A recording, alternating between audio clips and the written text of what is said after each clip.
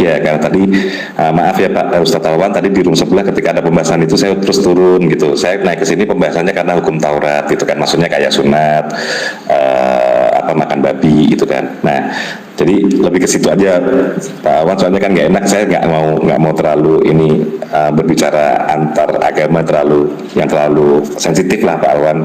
Bisa dimengerti ya Pak Alwan ya. Saya hanya mau menjelaskan aja tadi untuk pembahasan itu kan tadi yang disebutkan Roma ya, Roma 3:28-29. Nah ini saya coba bacain ayatnya ya Pak.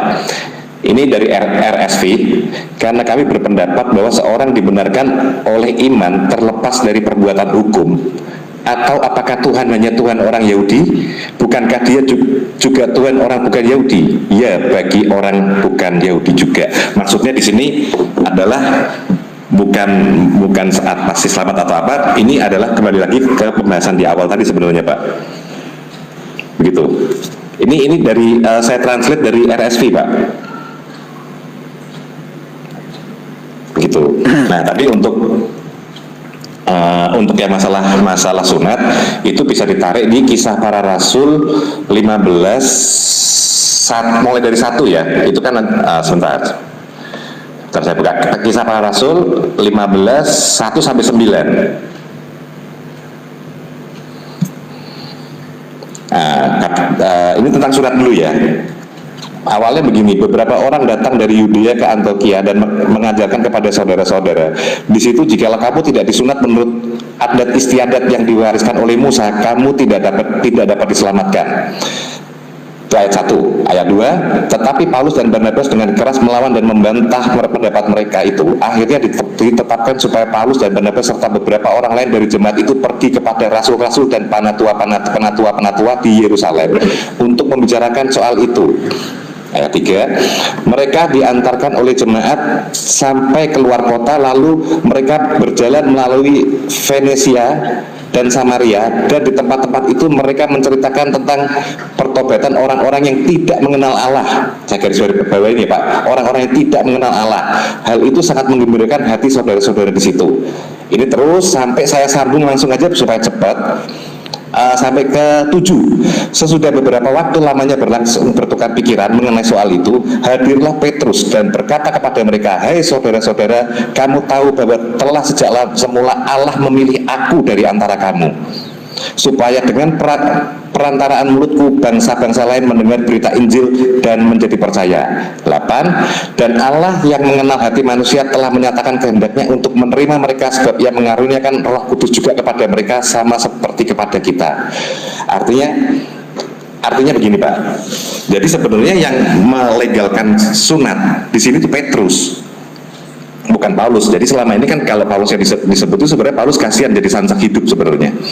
Nah, sebenarnya yang melegalkan sunat itu dari Petrus. Dan kenapa Petrus bisa dia bilang mewakili Allah begitu kan ya, menyebut dari mulut Allah, itu ada dasar biblisnya juga. Nah, dasar biblisnya adalah di atas batu karang ini kudirikan engkau Petrus, di atas batu karang ini kudirikan jemaatku, kepadamu lah kuberikan kunci kerajaan surga. Apa yang kau lepas di dunia akan terlepas di surga, dan apa yang kau ikat di dunia akan terikat di surga.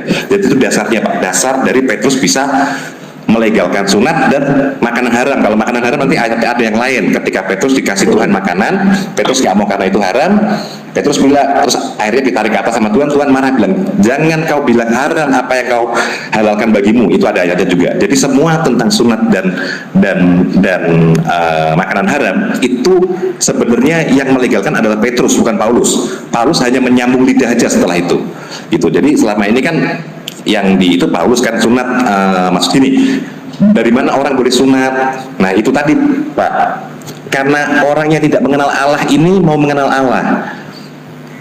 Kan kalau orang tidak mengenal Allah bukan orang Yahudi, orang luar, pengen jadi orang beriman. Di situ di ayat yang tadi Kisah Para Rasul, kalau disambung-sambung ada mereka tidak harus menanggung beban dari nenek moyang kami sebenarnya kalau diterusin ayatnya, meletakkan kuk pada leher mereka. Jadi artinya mereka boleh tidak sunat. Begitu, itu Petrus sebenarnya. Jadi selama ini Paulus hanya sansak hidup aja yang seolah-olah melegalkan sunat, padahal Paulus tidak pernah melegalkan sunat dan haram. Yang melegalkan adalah Petrus dengan dasar ayat yang tadi di atas batu karang ini. Terima kasih Pak atas kesempatan saya bicara. Pak John. Pak John, kalau di Lukas 2:21 coba Pak John bisa baca. Oke, saya buka Lukas 2:21. Bentar. Lukas 2:21.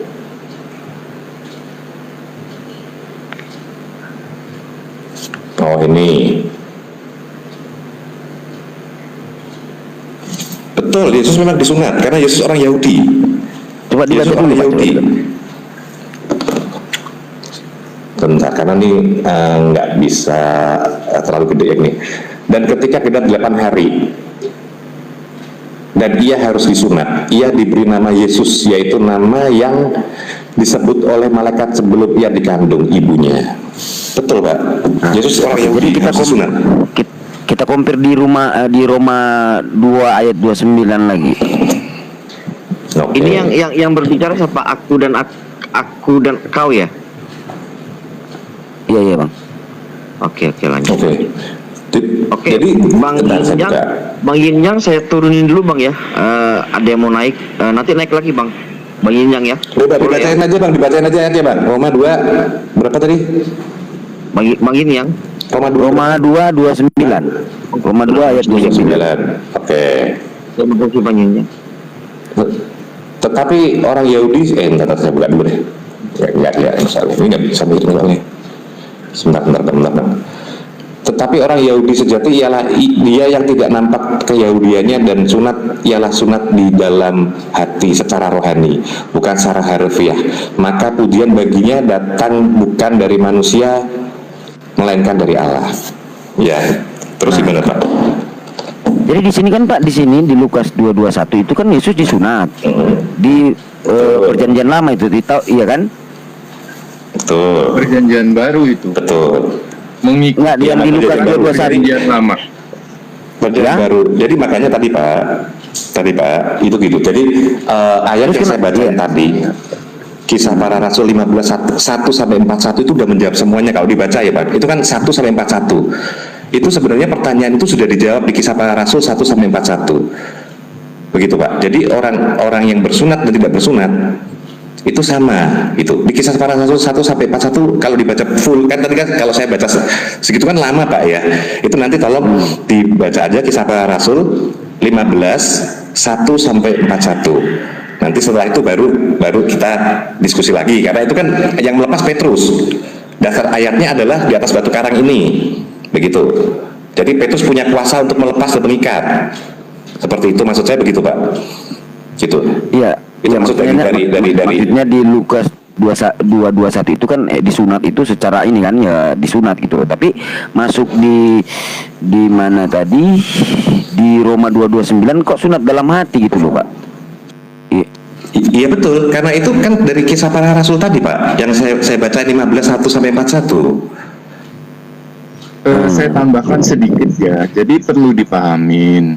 Coba kita lihat lagi hukum Taurat itu. Hukum Taurat itu ada dua macam. Hukum utamanya adalah 10 perintah Allah. Itu hukum utama. Dasarnya itu. Contoh, jangan berzina. Nah, hukum Taurat tambahan yang bersifat manusiawi dan itu berlaku untuk orang Bani Israel waktu itu diberikan oleh Allah kepada Bani Israel ya, jasmani, itu adalah begini: kalau ada yang berzina, rajam. Kalau ada yang membunuh, mata ganti mata, tangan ganti tangan. Jadi beda ya, pahami dulu. Nah, 10 perintah Allah ini dengan hukum Taurat lanjutannya, turunannya itu bedakan. Itu ya, udah itu aja. Ya, nah, di sini Pak di Matius 5 ayat 17-18, janganlah kamu menyangka bahwa aku datang untuk meniadakan hukum Taurat atau kitab para nabi. Aku datang bukan untuk meniadakan, melainkan untuk menggenapinya. Karena aku berkata kepadamu, sesungguhnya selama belum lenyap langit dan bumi, satu iota atau satu titik pun tidak akan ditiadakan dari hukum Taurat sebelum semuanya terjadi. Itu loh Pak, Matius 18. Jadi satu iota pun nggak bisa dihilangkan dari situ. Betul, betul Pak. Taurat Jadi begini. rohani. Ya di Matius, Jadi gini. Matius 5:17. Oke, lanjut Pak John. Jadi kalau itu mau disambung nanti ada ayat yang menyatakan baptisan itu untuk menggantikan sunat. Tadi kan di kisah para, ini soalnya masuk ya, di kisah para Rasul 15 tadi, itu kan jelas ditulis tidak meletakkan kuk pada orang-orang yang tidak mengenal Allah. Maksudnya di sini kayak saya ini, bukan dari keturunan Isa atau Ismail saya ini. Saya bukan keturunan Abraham begitu. Begitu. Tadi ditulis jelas kalau kita baca kisah para Rasul tadi 15:1 sampai 41 itu terjawab semua di situ Pak.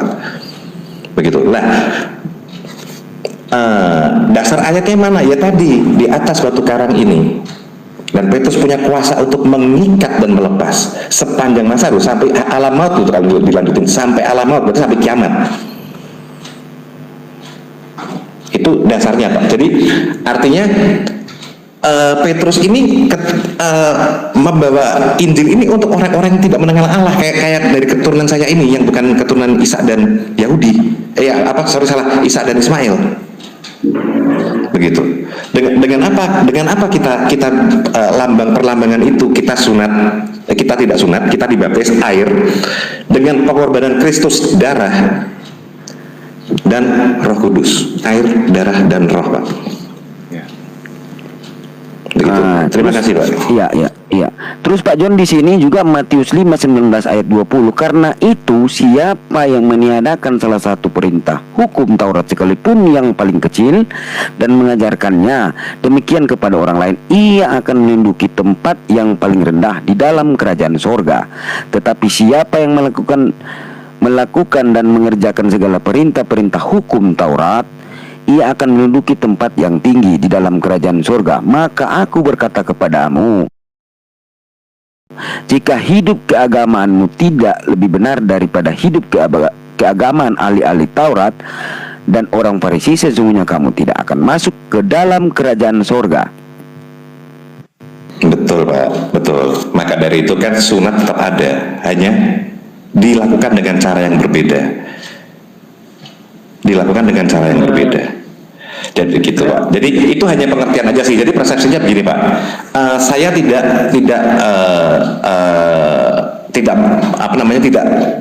menghilangkan pendapat Bapak. Jadi kalau pendapat Bapak harus sunat, it's okay Pak. Itu baik. Tapi sebentar Pak, saya selesai dulu ya. Tetapi kalau saya kan mengikuti ayat yang ada di Alkitab ini. Kalau tadi Bapak yang sebutin itu kan sudah tertulis di Kisah Para Rasul, jelas di Kisah Para Rasul 15:1 sampai 41 kalau dibaca total.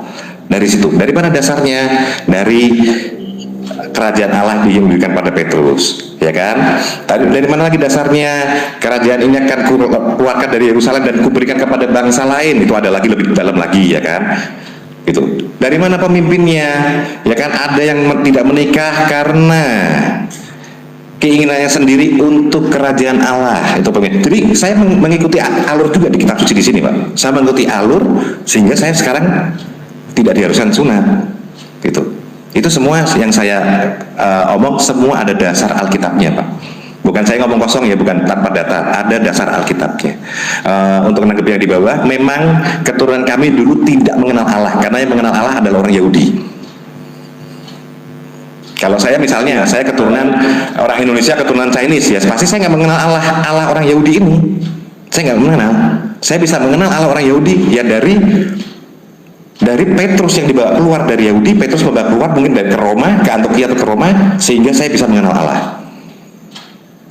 Begitu. Itu menurut dasar Alkitab biblisnya ada, dasarnya ada. Terima kasih. Ya, bisa saya tanggapi sedikit ya. Silakan Ustaz Alawan, silakan. Iya. Jadi memang tidak bisa dipungkiri. Dan ini mohon maaf kalau agak sedikit ofensif kepada teman-teman saya, saudara-saudara saya Kristen, bahwa inkonsistensi hukum ya di dalam Biblos itu, Bible itu sendiri memang sangat nampak dan cukup terang benderang.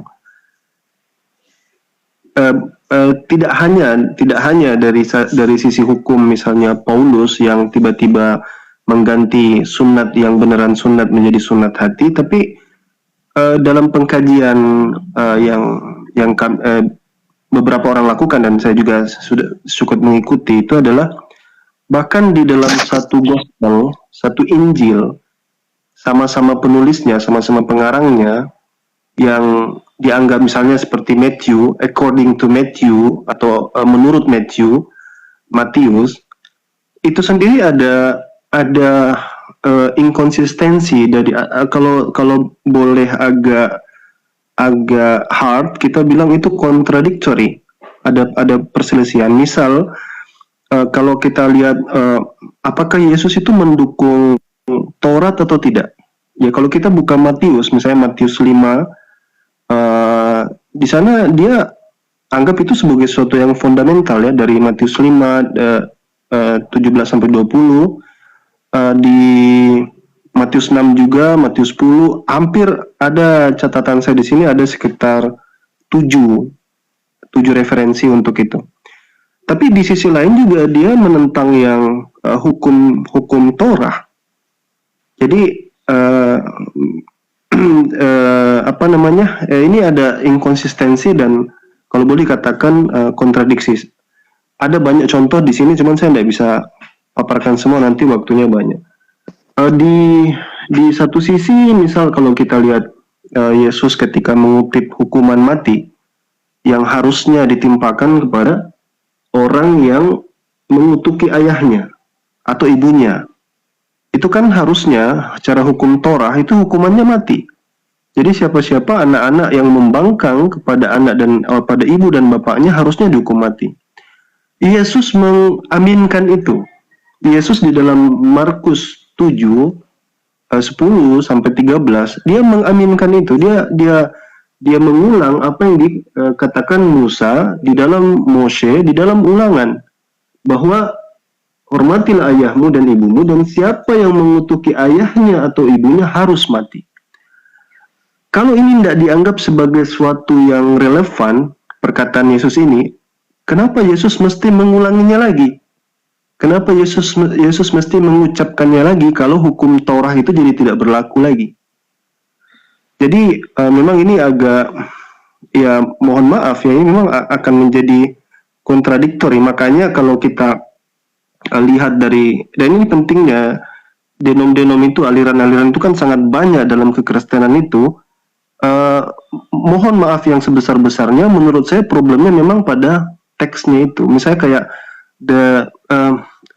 Advent hari ke-7, ya bagaimana mereka masih tetap berusaha menggunakan Torah meskipun hanya seputar makanan dan tidak keseluruhannya. Dia membagi beberapa bagian-bagian saja dari Torah, tapi ada lagi kekristenan yang betul-betul hanya menganggap perjanjian baru itu, perjanjian lama itu sejarah dan ditinggalkan, menghapus seluruh hukum Torah. Jadi ya saya challenge ya, mungkin ya ini bahasanya agak challenge. Kira-kira pernyataan saya ini benar enggak? Bahwa masalahnya itu puncaknya itu berpunca atau bersumbernya sebenarnya dari teksnya sendiri, dari biblosnya sendiri. Karena ambigu sehingga sulit untuk dikawinkan atau dipadukan. Ya, begitu tanggapan saya. Oke, saya tanggapi ya. Oke, terima kasih. Oke, siap. Sebentar. Gini, makanya tadi saya potong tadi karena itu tadi ya, mengenai hukum Taurat. Pahami hukum Taurat utama itu adalah 10 perintah Allah. Ya, perintah Allah itu. Nah, turunannya adalah sanksi dari hukum Taurat itu. Jadi yang dipertanyakan, oh kenapa Yesus bertentangan apa segala, itu masalah sanksi. Sanksi itu diberikan kepada Bani Israel. Waktu itu sebelum zaman kemurahannya. Jadi zaman anugerah istilahnya itu. Jadi begini ceritanya. Dalam perjalanan itu bangsa Israel diberi aturan yang keras. Siapa yang berzina rajam. Suatu saat Yesus dibawakan seorang wanita pezina. Apa yang Yesus perbuat? Yesus menulis di tanah. Dan dia katakan, ini yang membawa adalah orang-orang Farisi, ahli Taurat yang merasa benar lah, orang suci mereka ini. Orang ahli agama. Dan Yesus katakan, siapa di antara kalian yang paling tidak berdosa, boleh mulai melempari wanita ini dengan batu.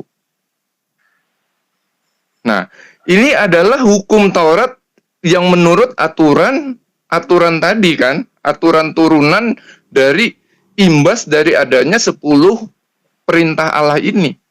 Dia melakukan dosa, melakukan kesalahan, imbasnya apa? Dia harus dirajam. Siapa yang melakukan rajam? Manusia. Ya kan?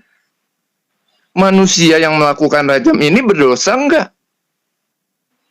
Sedangkan setelah Yesus datang itu adalah masuk ke zaman kemurahan. Anugerah tadi, Allah memberikan keselamatan, pengampunan bagi orang yang mau bertobat, lahir baru, istilahnya merubah kehidupannya menjadi orang yang benar, yang mengikut kehendak Allah. Nah, itulah yang dilakukan oleh Yesus pada waktu itu. Nah, begitu orang itu pergi satu persatu karena merasa tidak seorang pun dari mereka itu ada yang suci, Yesus bilang, pergilah, bertobatlah, jangan berbuat dosa lagi. Nah, kalau setelah itu wanita itu berbuat dosa lagi, apa yang akan terjadi? Ya, dia tidak akan selamat. Tapi pada saat dia mau menerima keselamatan itu, bertobat, lahir baru, hidup baru, maka dia akan mendapatkan keselamatan. Itu tadi yang saya bilang, imbasnya dari hukum Taurat. Nah, tadi kan dibicarakan ambigu, bukan. Jadi yang dimaksud dihapuskan ini adalah sanksi-sanksi atas hukum tadi, gitu loh. Itu yang ditanggung oleh Yesus. Kenapa Yesus menanggung sampai mati? Karena menanggung itu, gitu loh. Kematian itu sudah ditanggung oleh Yesus. Jadi semua sanksi itu ditanggung, sudah ditanggung. Nah, yang berlaku apa? Suatu saat seorang kaya datang kepada Yesus bertanya, Guru, apa yang harus saya lakukan agar dapat masuk ke dalam kerajaan surga? Yesus bilang begini, hukumnya jelas. Istilahnya, hukum pertama adalah sembahlah Tuhan Allahmu. Kedua, kasihlah sesamamu. Dua itu. Jadi hukum itu yang utama gitu loh. Nah, yang tadi dibilang ambigu apa segala, sebetulnya bukan ambigu, turunan. Turunan itu sudah dihapuskan dalam artian sudah diganti dengan hukum kasih, pengampunan. Hukum utamanya tetap 10 perintah Allah itu isinya adalah kasih terhadap Allah dan kasih terhadap manusia. 10 itu. Nah, apa yang kemudian harus dilakukan dari dua hal ini ya, mengasihi Tuhan Allah dan mengasihi sama. Yang terakhir, apa yang tidak bisa dilakukan oleh orang ini adalah melakukan perbuatannya. Juallah semua hartamu, bagikan kepada orang miskin, dan ikutlah aku.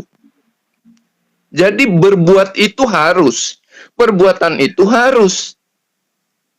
Jadi bukan hanya dia mengasihi Allah, apa segala macam tanpa berbuat, nggak bisa. Itu yang saya bilang, bukan ambigu, jelas. Bisa saya bertanya dulu ya? Ya. Saya tanya biar clear ya. Sebentar, Bang. Saya Jadi yang giliran saya dulu, Pak. Sebentar, saya sebelum. Sebentar, Pak. Pak. Saya biar jelas saja. Saya mau turun habis ini soalnya. Tadi penjelasan. Ya. Yang dimaksud ya, yang dimaksud berarti yang masih tersisa itu cuma 10 hukum Tuhan itu ya? Yang Anda maksud? Yang lain? Ya, itu ada gini loh. Ini adalah hukum utama ya, hukum ya, utama. Kembali lagi hukum utamanya adalah Anda itu 10 perintah Allah ini hukum utama dan itu sudah dijadikan standarnya adalah menjadi kasihlah Tuhan Allahmu dan kasihlah samamu. Ya, itu pertanyaan itu saya Pertanyaan saya tadi kan Bapak jelaskan ya bahwa ketika Yesus datang itu sudah berubah ya, tidak lagi seperti penghakiman Tuhan kepada Bani Israel Karena ya kan? digenapin oleh Yesus, menerima hukumannya tadi ya. Digenapin kan? Iya. Ya. Tebusan dosa dan segala macam ya. Ya. Saya mau tanya itu, berarti yang tersisa dari hukum Taurat menurut Bapak itu yang 10 yang utama itu. Kalau yang lain seperti sunat dan lain-lain itu tidak perlu. Itu tidak perlu karena semuanya sudah dirubah ke rohani. Ya, tapi kalau yang 10 masih tetap. 10 ini kan sudah istilahnya dirangkum dalam 2 itu tadi. Kasihilah Tuhan Allahmu dan kasihilah sesama. Inti dari 10 hukum Taurat itu 2 aja. Maksudnya 10 itu dibuang 8 sisa 2 gitu. Bukan. Itu kan jabaran aja ya. Jangan membunuh, jangan berzina, jangan menginginkan apa yang dimiliki sesamamu manusia, saudaramu, apa segala macam. Itu kan turunan. Artinya apa? Hormatilah orang tuamu.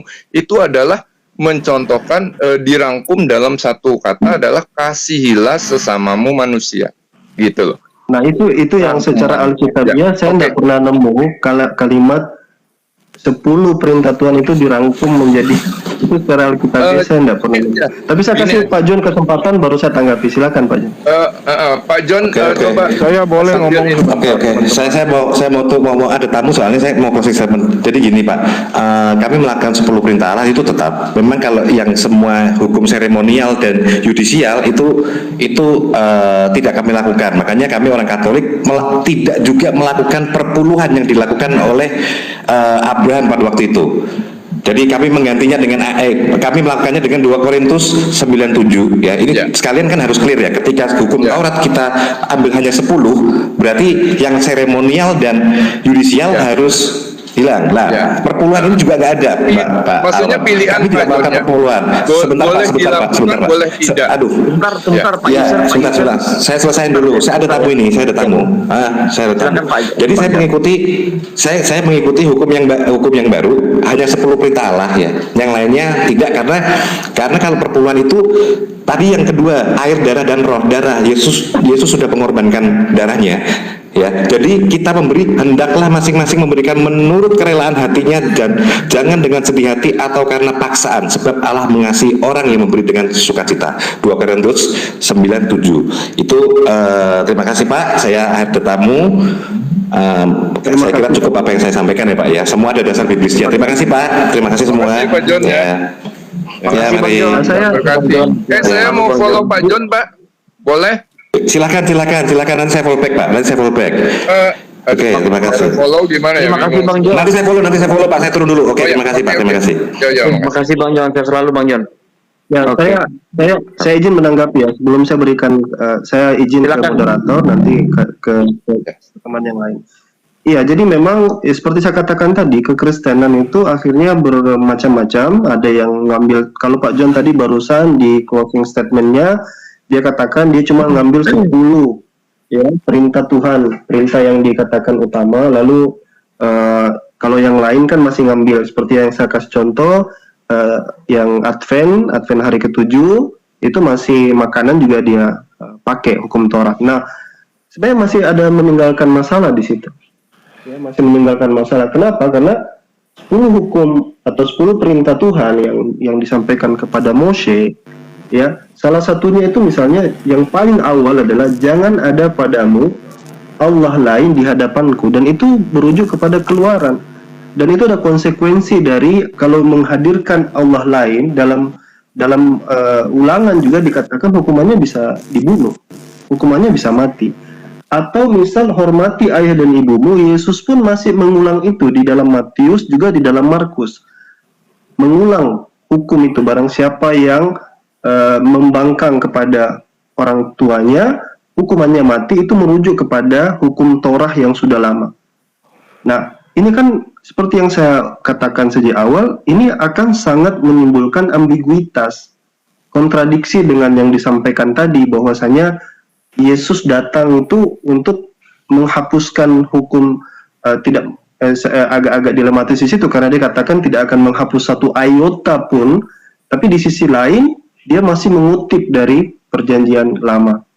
Jadi ada 10 hukum yang katanya tersisa itu pun masih meninggalkan pertanyaan. Kalau begitu harus juga memakai hukum ketika Allah yang mungkin mereka mengatakannya tidak ada Tuhan lain, maka berlaku juga hukum orang yang mensyirik, melakukan perbuatan syirik, ya, atau tidak menghormati ayah dan ibunya. Nah, kemudian yang mungkin yang paling krusial adalah misalnya tadi disampaikan kisah Yesus dengan pezina sebagai sampling bagaimana Yesus menganulir hukuman mati. Ada menaruh kasih di situ. Mohon maaf, ini secara saya by data aja, itu masuk ke kategori ayat yang diragukan keasliannya. Bukan saya ngomong ya Pak ya. Ini dari kalangan pendeta sendiri, dari para pakar S3, profesor dari Perjanjian Baru sendiri, mereka menyebutnya itu sebagai perikop of adultery. Kalau Bapak mau linknya, saya kasih linknya. Jadi di sana disampaikan bahwasanya ayat ini diragukan kebenarannya, ayat-ayat yang itu tadi. Jadi ada sebenarnya problem yang dihadapi ketika masuk ke ranah tentang hukum Torah itu sendiri. Saya katakan di awal, tidak hanya di Matius sebenarnya. Kalau kita mau buka Yohanes atau di Injil Sinoptik yang lain selain Matius, itu juga sama. Kita akan temukan perkataan Yesus yang seolah mendukung hukum Torah, perkataan Yesus yang seolah ingin melengsarkan hukum Torah. Lalu ada lagi, belum lagi ditambah Paulus yang berseberangan dengan apa yang baik diajarkan Yesus atau diajarkan oleh Torah itu sendiri. Nah, mengawinkannya yang susah. Ya, kalau Paulus dengan kalau Yesus dengan Yesus misalnya, Yesus dengan Yesus kan yang seperti tadi, tidak ada iota yang akan dihapus. Kemudian dia mengutip mengutip hukuman yang lalu, atau kalau mungkin mau dibaca di Matius 5 13 sampai 17. Itu Yesus dengan tegas menyatakan bahwa hukum Torah itu harus tetap ada, harus tetap dijaga. Tapi di tempat lain dia katakan tidak seperti itu. Adapun kalau Paulus kepada Yesus, misalnya seperti Yesus tidak ada kata-kata, bahkan kan Rasul Petrus juga berusaha mengingkari tentang garam dunia, Pak. Bagaimana? Matius 5 itu tentang garam dunia dan terang dunia. Pasal 5, 13 sampai 16. Iya, sebentar ya, saya lihatkan sini.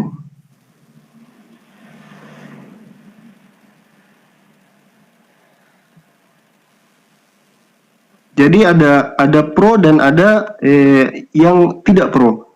Kalau memang Bapak mau kaji, ayo kita buka sedikit-sedikit. Bapak buka Bible di situ ya.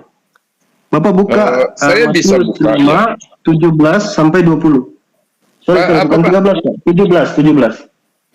Matius 17. Matius 5, 17 sampai 20.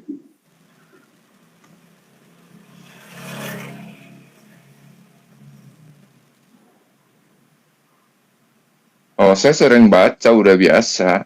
Iya. Ya itu kan. Jadi itu kan. Nah, itu yang tadi saya ulangi lagi, Pak. Ini bedanya tadi. Yesus mengatakan yang jelas di situ. Jangan kamu berpikir aku datang untuk membatalkan hukum Taurat. Itu kan penegasan itu. Loh, dia tegaskan, boleh ada, iya kan? Iya, 10 hukum Taurat itu berlaku, Pak. Makanya waktu Yesus ketemu orang kaya, orang muda yang kaya itu, Yesus bilang, kamu lakukan aja ini 10 hukum Taurat ini, apa? Kasihlah Tuhan Allahmu dengan segenap hatimu, segenap jiwamu, segenap akal budimu, dan kasihilah sesamamu manusia seperti dirimu sendiri. Nah, itu kan inti dari 10 hukum Taurat itu. 10 hukum Taurat. Bahkan kalau hanya berlaku kepada hukum dengan narasi Bapak tadi yang membawa hukum Taurat, ayat tentang Yesus bertemu dengan pezina itu, Pak. Itu, Pak, maksudnya tadi. Sabar, Pak. Bahkan kalaupun Bapak berasumsi hanya 10 hukum Taurat saja yang tersisa, hukum Taurat tentang menghormati ayah dan ibu, salah satu hukum dari 10 yang ada, Itu hukumannya mati bagi yang tidak menghormati orang lain. Turunannya tidak, sanksi hukumnya yang tidak diberlakukan lagi karena sudah hukuman mati tadi ditanggung oleh Yesus, gitu loh. Hukuman Iya, Pak. mati tadi kan, pelanggar hukum yang melanggar tidak menghormati orang itu ditanggung oleh Yesus di kayu salib. Berarti nah, kalau gugur Anda hukum Taurat percaya, kalau begitu Bapak. Maksudnya Berarti gugur lagi gugur Pak hukum hukum Taurat, Taurat Pak. kalau begitu. Jadi maksudnya jadi gimana? Bapak bilang. Pertama itu bukan Yesus. Yesus tidak pernah mengatakan tentang penebusan itu perkataan Paulus, ya. Oh, Anda salah, itu kan asumsi itu Anda. Kalaupun Asumsi Anda. itu berarti digugurkan yang 10 itu. Digugurkan Maksudnya berarti apa? lagi. Kalau misalnya tidak pelaksana hukumnya. Digugurkan maksudnya Gini gimana? loh Pak, gini Pak ya, gini saya sebentar izin ya. Dari 10 hukum Taurat tadi, siapa yang melanggar, siapa yang melakukan itu, maka hukumnya adalah mati. Ya, Kan begitu. Nah, itu adalah hukum yang kekal menurut kekristenan, bukan? Hukum Taurat. bukan loh ya.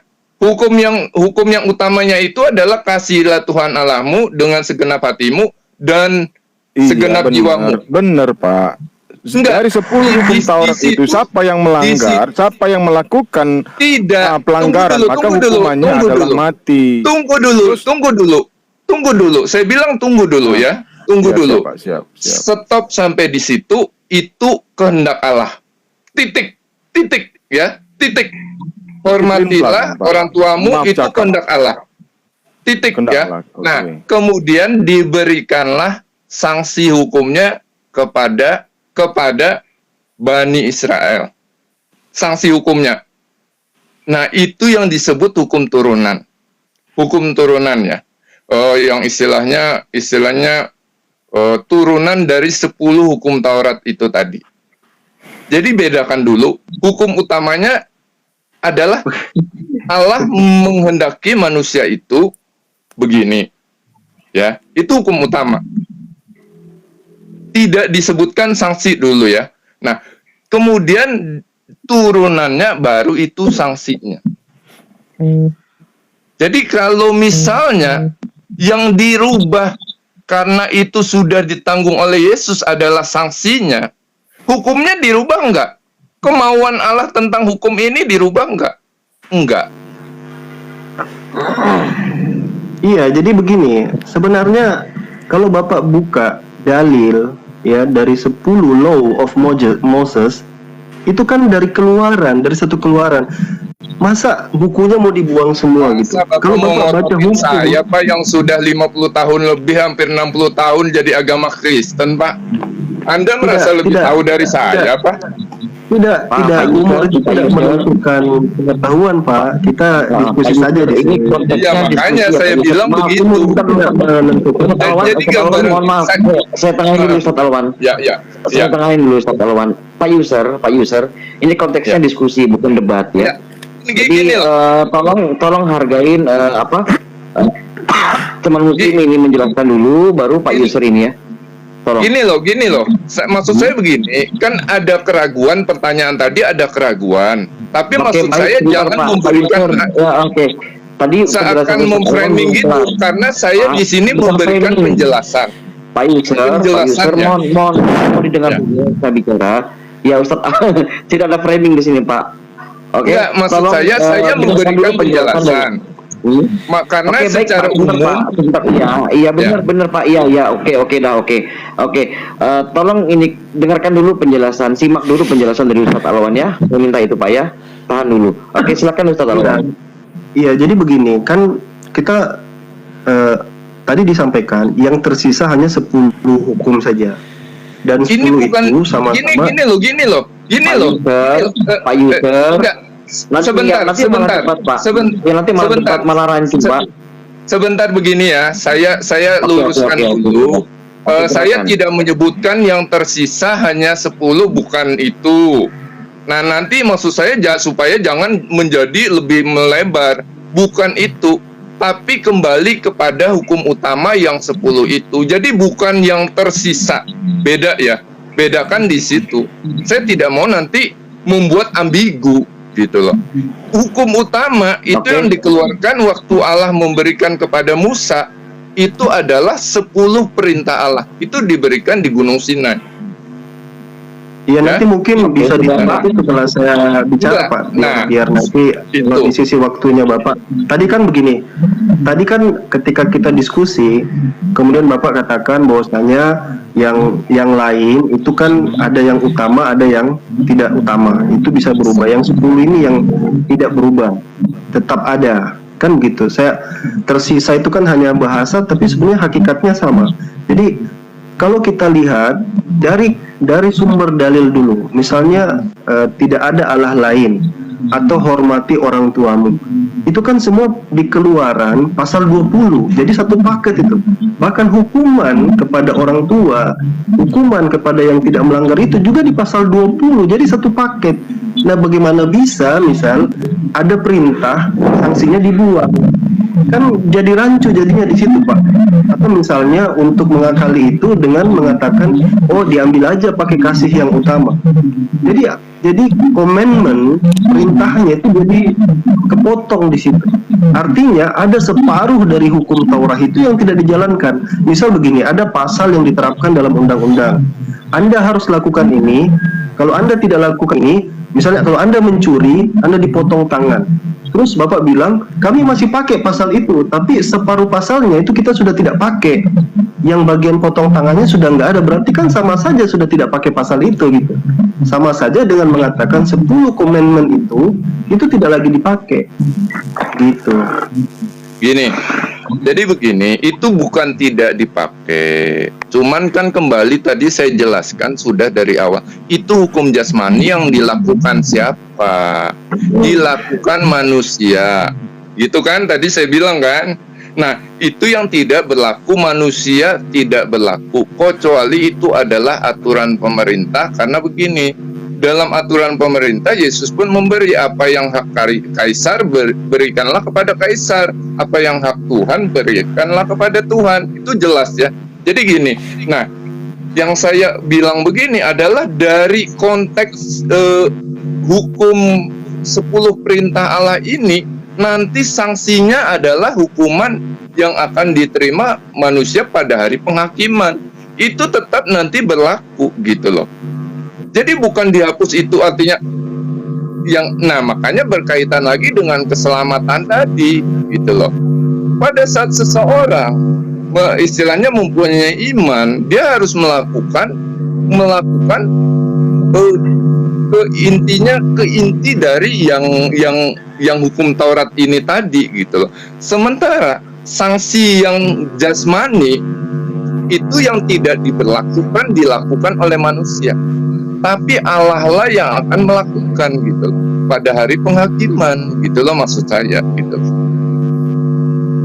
Jadi itu sudah bukan hak manusia lagi gitu. Nah, sama seperti yang makanya saya beri contoh tadi ya, satu wanita pezina gitu loh.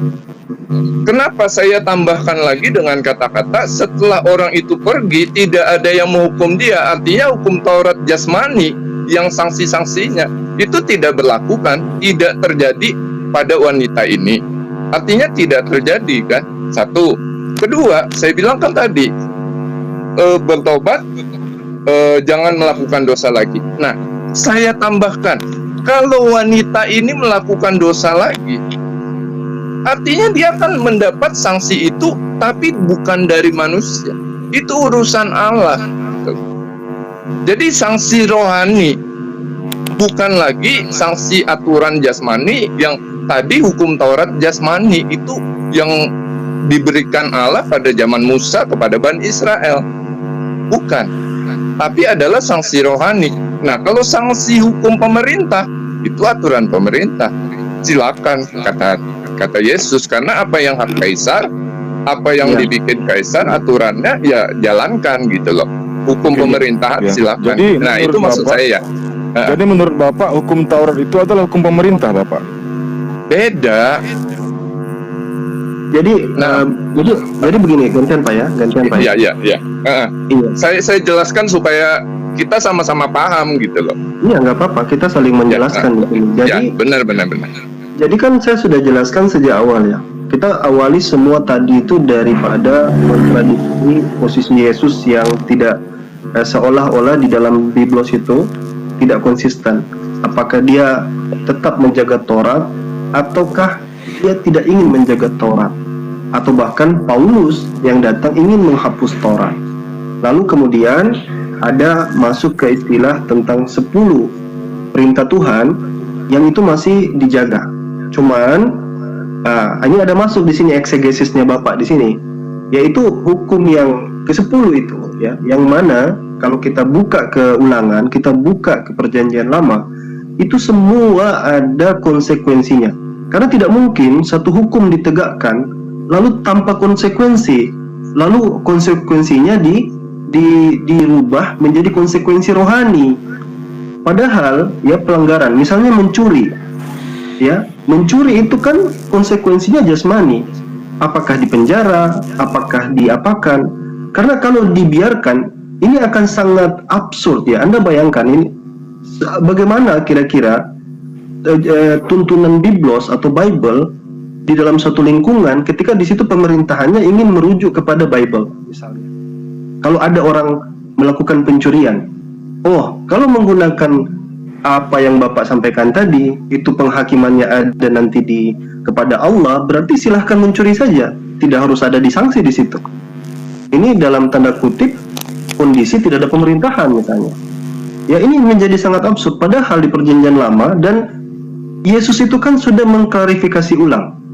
Yesus justru mengutip Ulangan lengkap dengan hukumannya. Ini kan menjadi aneh. Kenapa Yesus tidak kalau memang itu hukuman dia sudah hapuskan, kenapa dia mesti mengutip lagi hukumannya itu? Ya, saya bacakan ya biar teman-teman bisa Ya. Silakan. bisa baca. Yaitu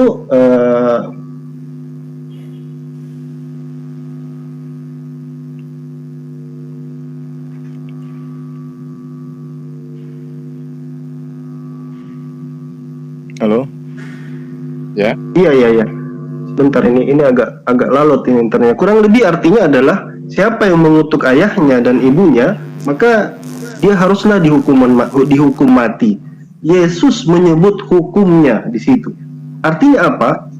Kalau kita pahami maksudnya, penyebutan hukum itu kan untuk orang agar tahu konsekuensinya. Jangan kamu melawan ibumu karena kamu akan mendapatkan konsekuensinya seperti ini.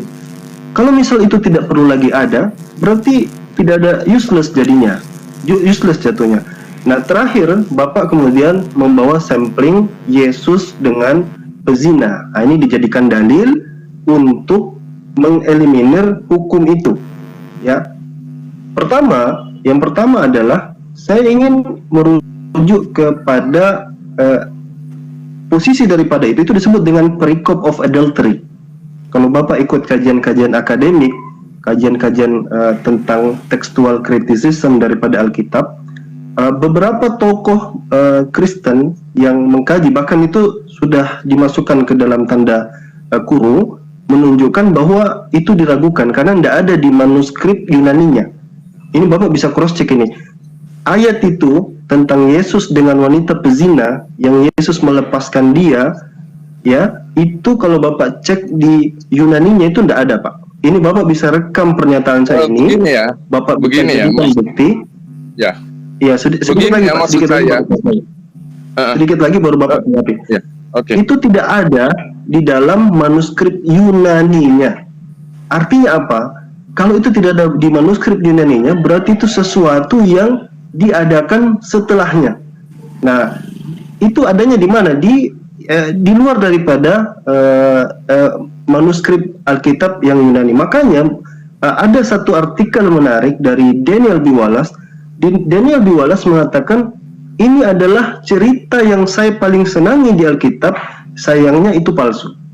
Ini akademik ya, saya tidak dalam rangka mengejek atau apa, itu akademik, itu orang silakan dicek sendiri.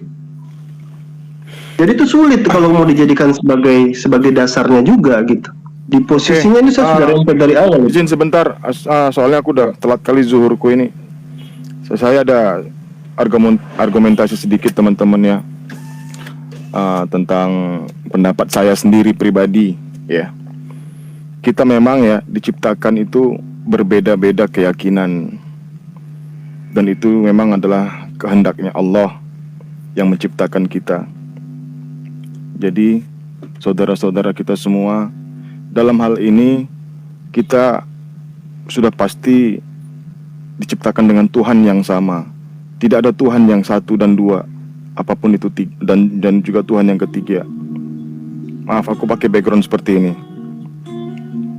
Jadi dalam hal ini kita harus mencari kebersamaan. Kita harus mencari persamaan, ya, mencari Tuhan yang sama, mencari Tuhan yang satu. Karena ada satu Tuhan yang menguasai alam semesta ini, kawan-kawan. Ya, hanya dua alam setelah nanti kita di akhirat. Alam itu adalah alam surga dan neraka, di mana Allah menciptakan dua alam ini tidak untuk difungsikan ya. Maksudnya tidak sia-sia tempat ini. Neraka ini bagi orang yang tidak beriman kepada Allah, dan surga ini adalah bagi orang yang dirahmati oleh Allah. Terus di dalam Al-Quran juga banyak tertulis bahwa ada cerita tentang perbedaan akidah. Ada orang yang kafir dan ada juga orang yang muslim di Al-Quran, di mana Allah selalu memerukai hamba-hambanya yang tidak mau berpikir, tidak mau menerima nabi-nabi mereka pada zaman itu. Begitu juga di Bible. Salah satunya di Yohanes 17 nomor 11. Di situ dikatakan, bentar, aku lupa ayatnya. Oke. Dan aku tidak ada lagi di dalam dunia, tetapi mereka masih ada di dalam dunia, Bapa. Dan aku datang kepadamu, ya Bapa yang kudus. Peliharalah mereka dalam namamu, yang telah Engkau berikan kepadaku, supaya mereka menjadi satu, sama seperti kita, ya Bapa. Itu permintaan Yesus kepada Tuhannya. Yohanes 17 ayat 11. Berarti di sini ada yang berbeda dengan mereka. Ada yang berbeda dengan Tuhan Yesus, dengan Tuhannya Yesus dan Yesus. Ada yang berbeda di sini, keyakinan mereka di sini ada yang berbeda, teman-teman. Ingat itu. Ingat itu, teman-teman. Ya, bahwa sekali lagi saya tegaskan, di zaman Yesus sendiri perbedaan akidah juga ada, menyimpang dari risalah yang diajarkan oleh Yesus. Di situ Yesus meminta kepada Tuhannya agar umat atau kaumnya yang bangsa Israel bisa menerima ajaran Yesus dari Tuhannya. Selanjutnya, Kristen mengimani yang namanya Taurat dan tidak mengimani keberadaan Al-Quran, di mana rentang waktu Nabi Musa ke Nabi Isa alaihissalam atau Yesus itu 1500 tahun. Mustahil kalau mereka masih beriman kepada ajaran atau risalah Nabi Musa alaihissalam. Itu mustahil, orang Israel itu. Ternyata emang benar, mereka berpaling dari itu. Lalu Allah menghadirkan hambanya, yaitu Nabi Isa alaihissalam atau Yesus, yang datang sebagai penolong dan juru selamat bagi kaum Nasrani, bagi kaum Israel, bagi Bani Israel, di mana mereka sudah jauh dari Tuhannya, Nabi Musa alaihissalam. Tapi itu juga banyak di antara mereka masih menolak ajarannya Nabi Isa alaihissalam. Padahal Nabi Isa alaihissalam sendiri di masa dakwahnya, beliau beberapa kali mempertontonkan keajaiban, mujizat yang sangat luar biasa, bisa membangkitkan orang mati, bisa menyembuhkan orang sakit, bisa menyembuhkan orang dari kebutaan. Masya Allah, itu dari Allah. Mujizat itu diberikan Nabi Isa kepada Nabi Isa untuk mempertontonkan kepada umat-umat yang sangat sesat, Bani Israel, Bani Yahudi, yang tegar tengkuk menentang ajaran Nabi. Astagfirullah.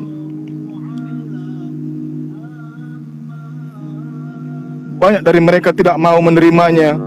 Itulah Bani Israel yang keras kepala, hingga akhirnya mereka mencoba untuk membunuh kekasih Allah. Akan tetapi Allah mengetahui rencana mereka. Sungguh Allah Maha mengetahui segalanya.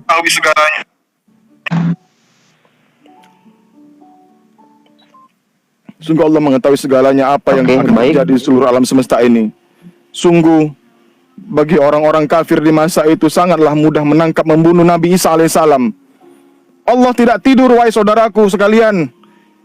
Di saat mereka mau melakukan hal itu untuk membunuh Nabi Isa alaihissalam atau Yesus, dengan maha kebesarannya Allah, Allah melindungi Nabi Isa alaihissalam dengan cara mengangkatnya ke langit.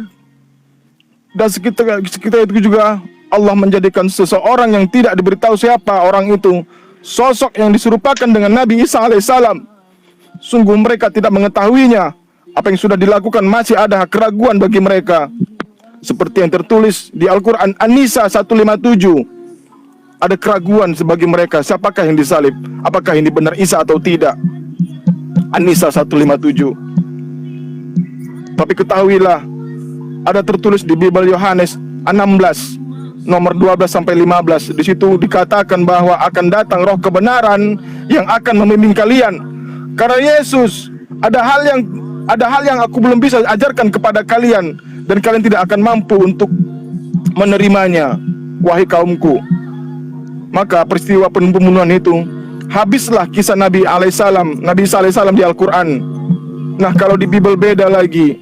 Yesus yang sudah wafat dan disimpan jasad di dalam guanya, lalu hilang setelah 3 hari, yang diklaim sebagai hari kebangkitan atau kenaikan Yesus, tiba-tiba muncul lagi, dan seolah-olah dia datang sebagai Tuhan dengan menunjukkan kesaktiannya kepada murid-muridnya, hingga dia sampai dia minta makan ikan goreng.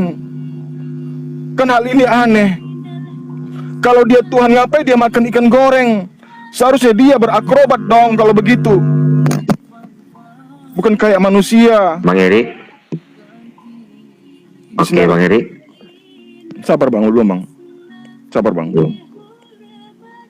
Bener nggak? Saya mau Masuk akal mandi ya, nggak ini? saya ada kegiatan Logika juga nggak nanti. ini? Saudara Kalau semua. terlalu lama saya mau Bentar turun lagi. dulu. Soalnya, 1 menit lagi bang. eh, 1 menit lagi bang. 1 menit lagi bang.